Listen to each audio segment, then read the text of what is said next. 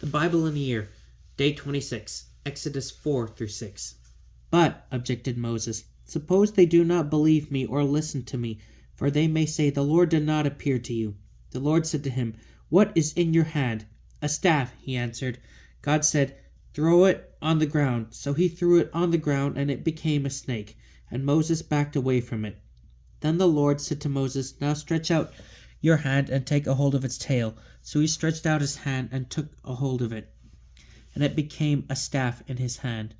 That is so they will believe that the Lord, the God of their ancestors, the God of Abraham, the God of Isaac, and the God of Jacob, did appear to you.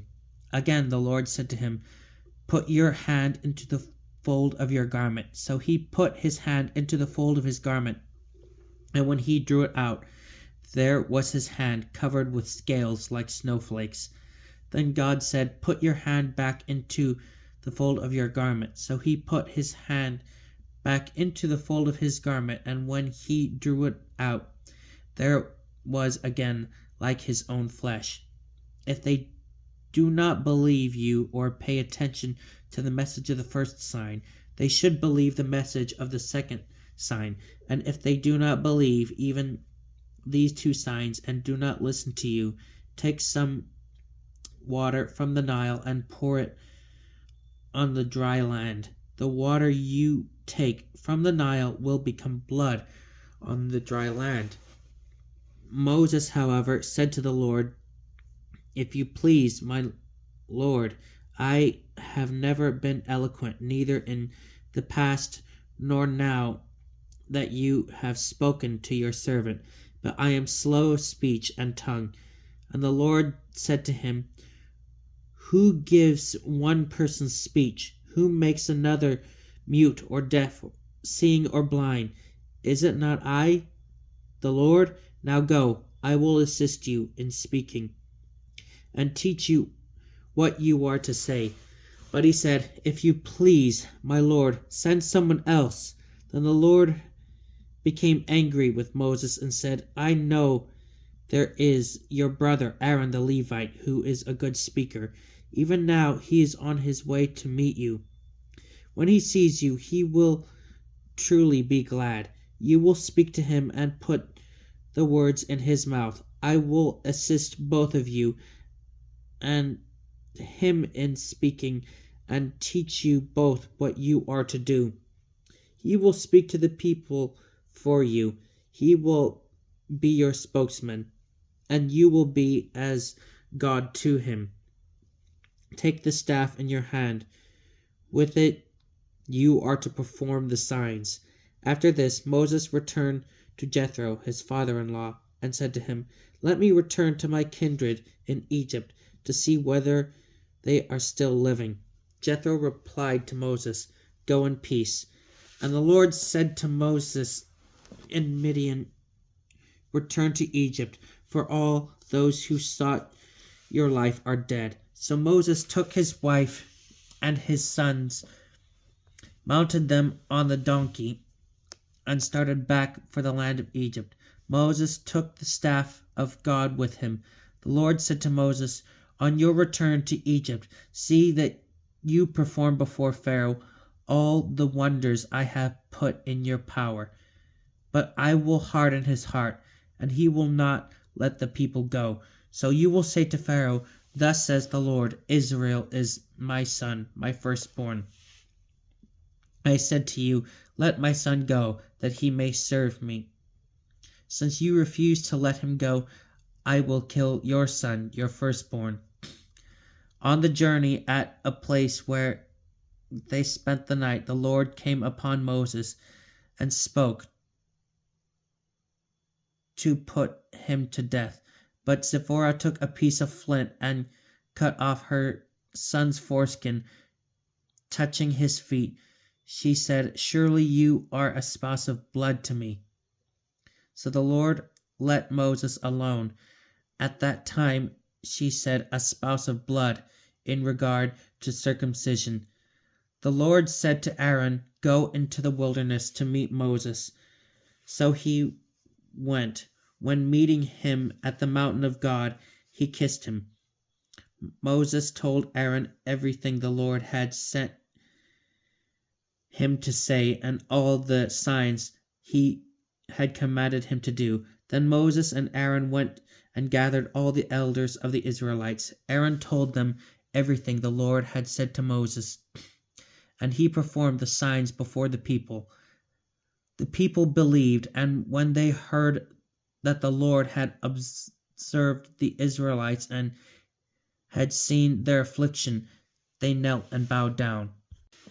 Afterwards Moses and Aaron went to Pharaoh and said, "Thus says the Lord, the God of Israel, let my people go, that they may hold a feast for me in the wilderness." Pharaoh answered, "Who is the Lord, that I should obey him and let Israel go?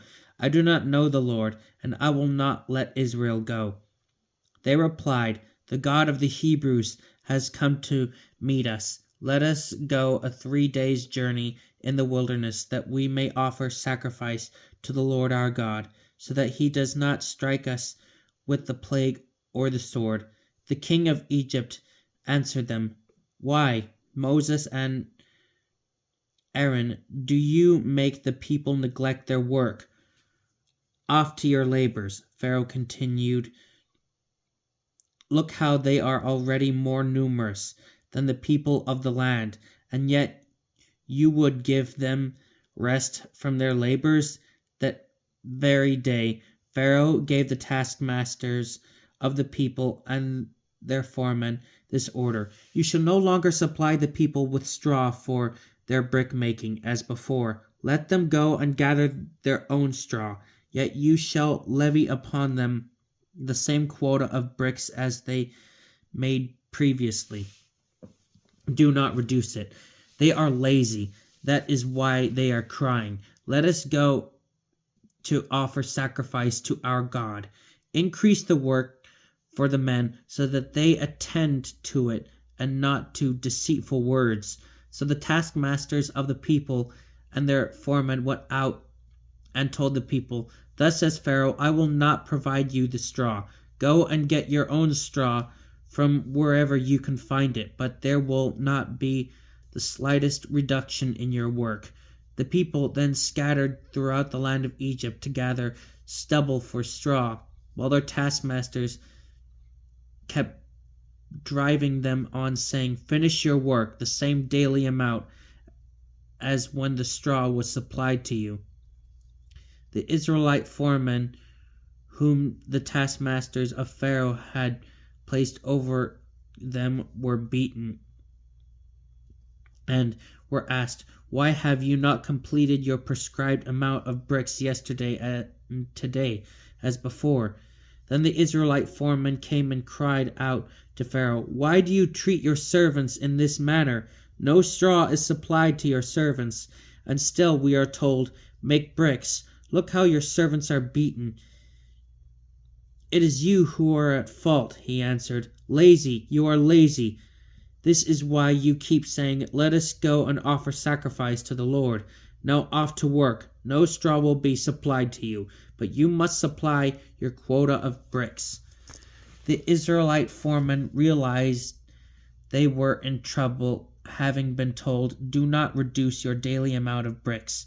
So when they left Pharaoh, they assailed Moses and Aaron, who were waiting to meet them, and said to them, "The Lord look upon you and judge. You have made us offensive to Pharaoh and his servants, putting a sword into their hands to kill us." Then Moses again had recourse to the Lord and said, "Lord, why have you treated this people badly? And why did you send me?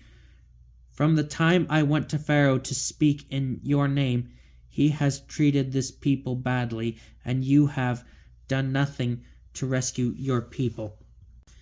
The Lord answered Moses, "Now you will see what I will do to Pharaoh, for by a strong hand he will let them go. By a strong hand he will drive them from his land." Then God spoke to Moses and said to him, "I am the Lord. As God the Almighty, I appeared to Abraham, Isaac, and Jacob, but by my name, Lord, I did not make myself known to them. I also established my covenant with them to give them the land of Canaan, the land in which they were residing as aliens. Now that I have heard the groaning of the Israelites, whom the Egyptians have reduced to slavery, I am mindful of my covenant. Therefore say to the Israelites, I am the Lord. I will free you from the burdens of the Egyptians, and will deliver you from their slavery. I will redeem you by my outstretched arm, and with mighty acts of judgment. I will take you as my own people, and I will be your God, and you will know that I am the Lord. The Lord am your God, who has freed you from the burdens of the Egyptians, and I will bring you into the land which I swore to give to Abraham, Isaac, and Jacob. I will give it to you as your own possession. I, the Lord. But when Moses told this to the Israelites, they would not listen to him because of their dejection and hard slavery. Then the Lord spoke to Moses, Go, tell Pharaoh, king of Egypt, to let the Israelites leave his land. However, Moses protested to the Lord, If the Israelites did not listen to me, how is it possible that Pharaoh will listen to me? Poor speaker that I am! The Lord spoke to Moses and Aaron regarding the Israelites and Pharaoh, king of Egypt, and charged them to bring the Israelites out of the land of Egypt.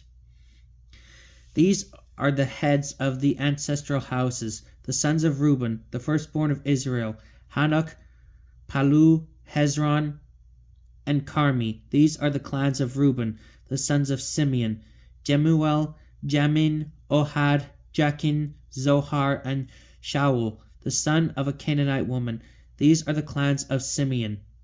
These are the names of the sons of Levi in their genealogical order: Gershon, Kohath, and Merari. Levi lived 137 years. The sons of Gershon, by their clans, Libni and Shimei. The sons of Kohath, Amram, Izhar, Hebron, and Uzziel.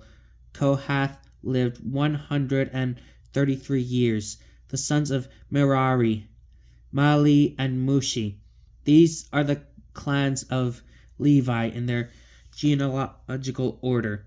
Amram married his aunt Jochebed, who bore him Aaron, Moses, and Miriam.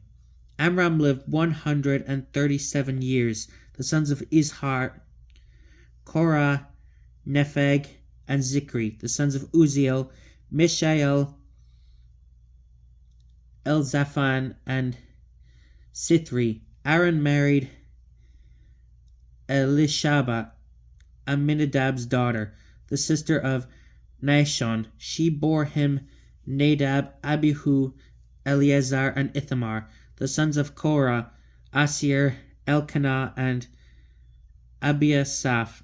These are the clans of the Korahites. Eleazar, Aaron's son, married one of Petuel's daughters, who bore him Phinehas. These are the heads of the ancestral homes of the Levites by their clans. These are the Aaron and the Moses to whom the Lord said, Bring the Israelites out of the land of Egypt, company by company. They are the ones who spoke to Pharaoh, king of Egypt, to bring the Israelites out of Egypt, the same Moses and Aaron. When the Lord spoke to Moses in the land of Egypt, the Lord said to Moses, I am the Lord. Say to Pharaoh, the king of Egypt, all that I tell you. But Moses protested to the Lord, Since I am a poor speaker, how is it possible that Pharaoh will listen to me? This is the word of the Lord.